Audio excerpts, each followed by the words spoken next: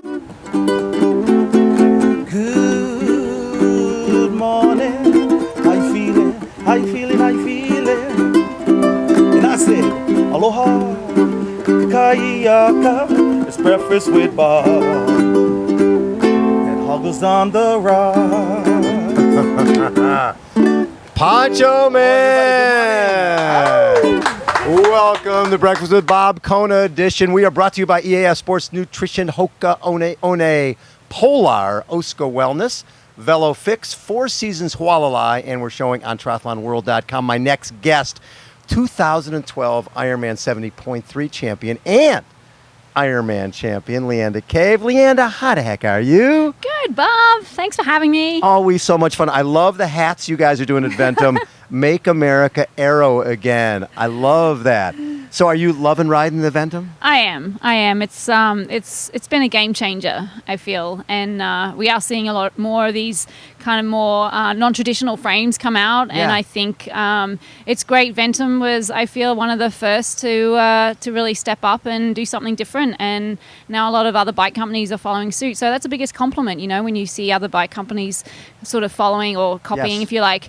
So I feel, I'm super happy on the bike. Most comfortable bike I've ever ridden, and you never have to pick up a water bottle. You just stay down in aero position now, and I think that's two benefits, twofold. More aero, but also safer. You don't have to reach for bottles anymore. So it's really cool.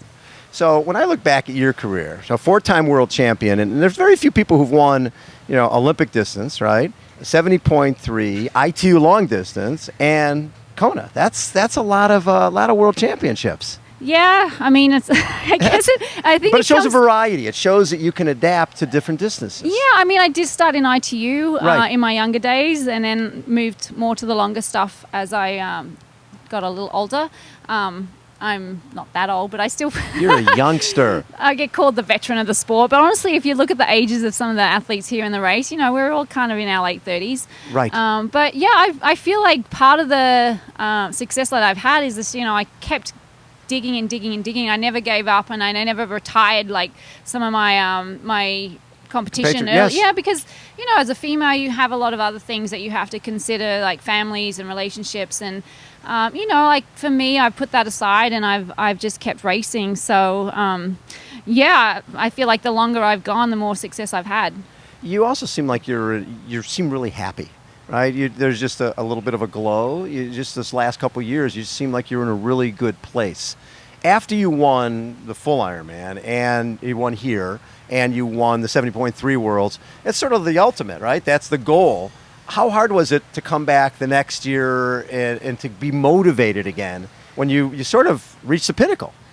I mean, I'm always motivated. I feel like even when I won in 2012, both races, I didn't have the race of my life. Though essentially when you look at the results, you think that I did. Right.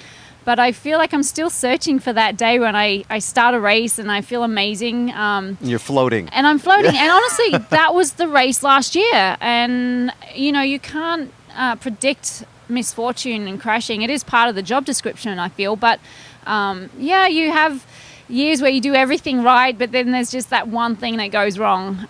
So you mean like crashing the bike? Like crashing a bike, That's more than one little thing. Yeah, I wasn't the only one who had some misfortune. I know Heather Wurtell had to pull out just because of some battery issue with her Di2 shifting, and that stuff just, it drives you crazy. It's nuts, like mechanical problems and crashing. That's all literally part of racing, and you have to just get back and put that aside and start moving forward to the next goal.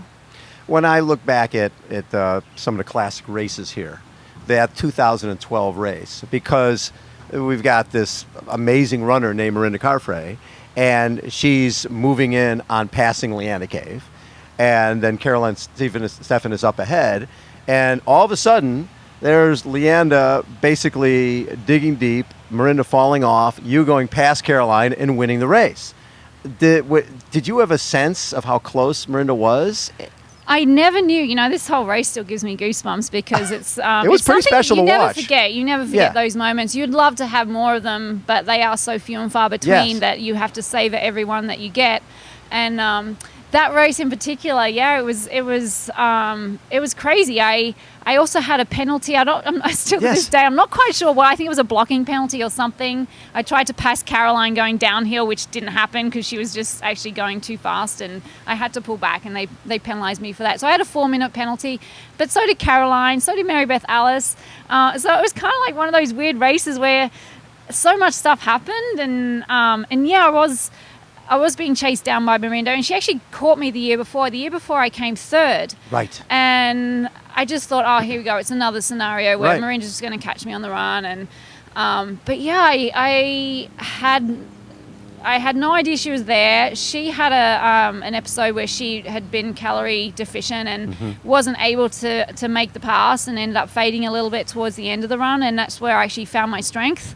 And I came through, and Caroline, again, she was fading, and I was just getting stronger and stronger. And I guess that is kind of the ultimate thing that you'd want to happen in an Ironman, but I feel like it's typically where you actually fade towards the end of the race. So, right. I feel like get everything right, nutrition-wise, pacing-wise, and that's the race that I would like to have again.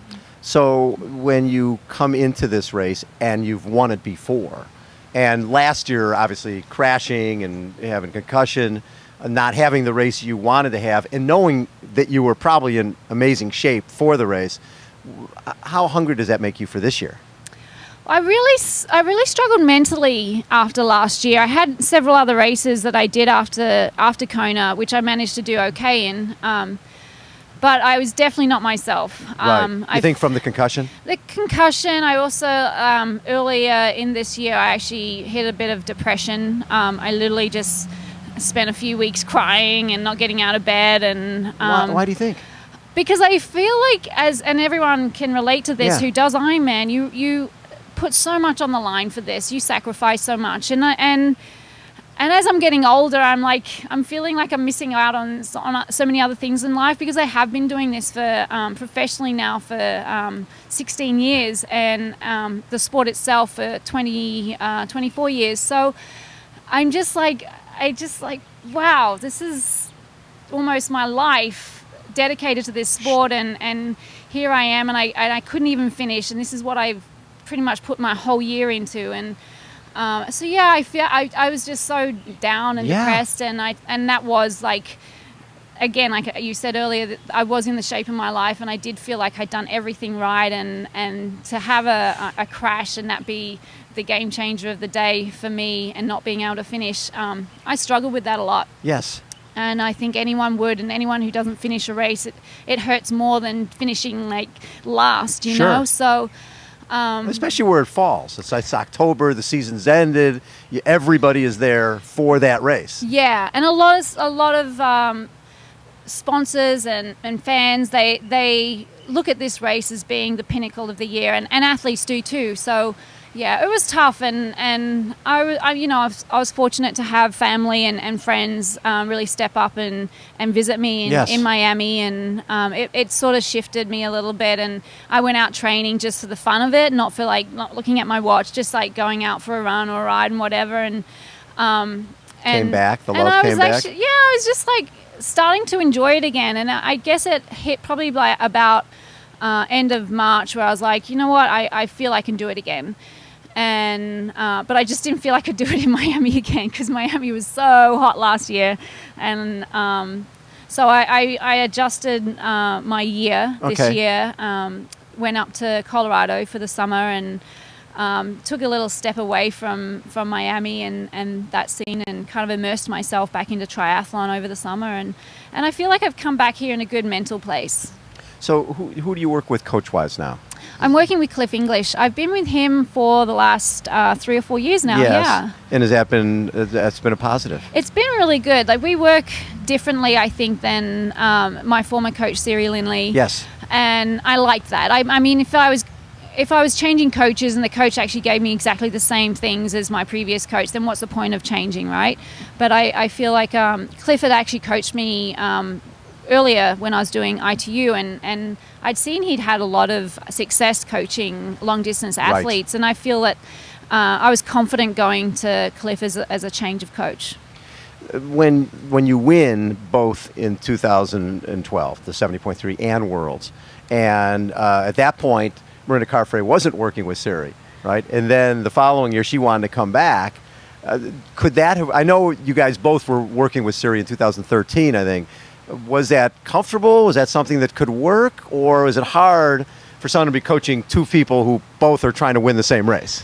Honestly, it didn't bother me at all. I feel like I, as an athlete, like you just concentrate on what you have to do. Yeah. And I've been doing this long enough. There's no magic wand or secret trick. You just have to do the training, and you have to do it well, and you have to make sure you do other things surrounding the sport correctly. And so if you do all that, then you're doing the best you can do to win, no matter who's coaching you. And I know, like, a lot of athletes protect what they do training wise, but honestly, like, I've been around for so long, and I know a ton of athletes and a ton of coaches, and I look at their training, and there's a lot of similarities. It's just all about doing the work and doing the little things. I think that's one of the biggest things that I've found has helped, is just doing the little things that maybe your competition are not doing. So again, when I looked with Ironman 70.3, Wildflower, I think 4 Alcatraz, you've won so many the variety of events, Commonwealth Games. What race meant the most to you when you look back at everything? Was it the Ironman win, or was it something else? I think the Ironman win was huge. Yeah. And I say that because I never realized how hard it was going to be. I think coming from ITU distance, you're a little naive. and definitely when I remember my first Ironman, it was actually here. I qualified back then through the 70.3 Worlds. Yes. And I think that was 2006, and I was second behind Sam McGlone.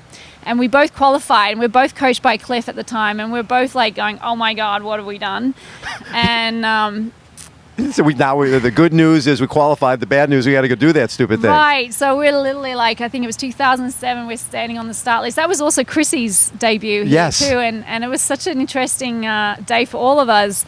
And we're sitting here just going, we're running a marathon today, and we hadn't run that distance in training ever. And so it was kind of, there was a little bit of anxiety, but also a little bit of excitement in the air for both of us. And I just remember it hurt like hell. I cried through the marathon. I had never been in so much pain.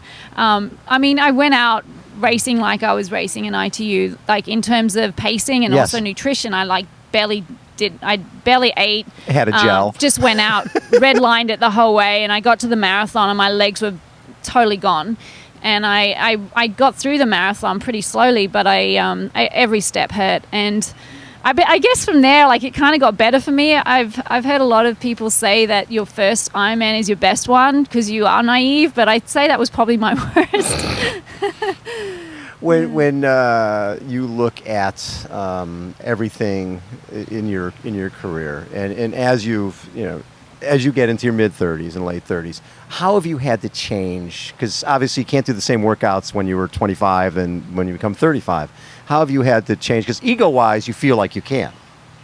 So, I mean, I kind of relate it to, building a house. Like, all those years that I've had in the past of training and racing have definitely set a great foundation.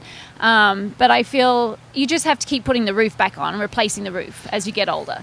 So you don't have to put in all those hours and foundations anymore, but you just have to, keep doing a few repairs every now and then. You just have to patch things, get out a few pieces of. But you're right. It does take a different toll on your body as you get older, and a lot of athletes and there is a kind of a huge majority of athletes here in the pro field who are a little bit older, and I see all of us in the gym a lot more, doing a lot more strength, a lot more core work, a lot more strength. Yeah, and so we have the engine.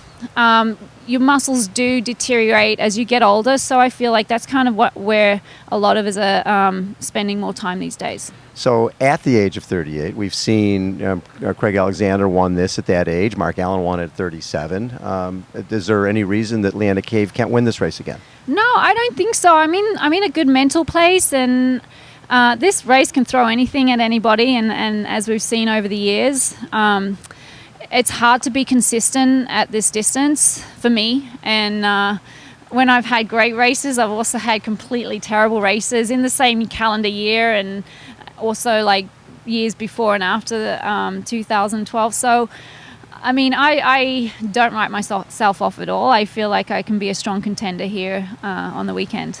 And the other thing that you are very involved with charities. Yes. Right? And that sometimes can be really helpful because this is a very selfish sport. And you're out riding, running, and swimming and feel like, what am I doing to help other people? I'm just worried about me. But when you're involved with charity, that can help you get through those training sessions. Yeah. Triathlon, I mean, when I started racing pro, I was very concerned about the fact that it's a very self-serving sport. And being a professional in this sport, everything's about me. And I love to inspire and motivate other people, but I still feel that wasn't enough. That wasn't giving back enough. And so from very early stages of my career as a long-distance athlete, I was involved with the Blazeman Foundation. Yes. Still have some connection with those guys. I've been working with More Than Sport for several years now, since its inception, actually. Chris Cieto created that pretty much around 2011. Yep. And he's just grown that to such a great charity and organization, and he also has, it's almost like an umbrella for any other charities that athletes are involved with themselves. So that gave me an opportunity, I feel like, to be kind of going independently and starting my own thing. So I started the Leanda Cave Foundation this year, and that's to support the Tri-Team LC that I also started. Yes. I want to encourage more women to do the sport of triathlon, but more on a grounds roots level, more community-based. Ironman is great, but I think for the average female out there, it's a little intimidating to think that, to start doing. That is just something that I feel the majority of women just don't feel they are able to compete in. They also have self-esteem issues and things like that, which is probably a lot different to men.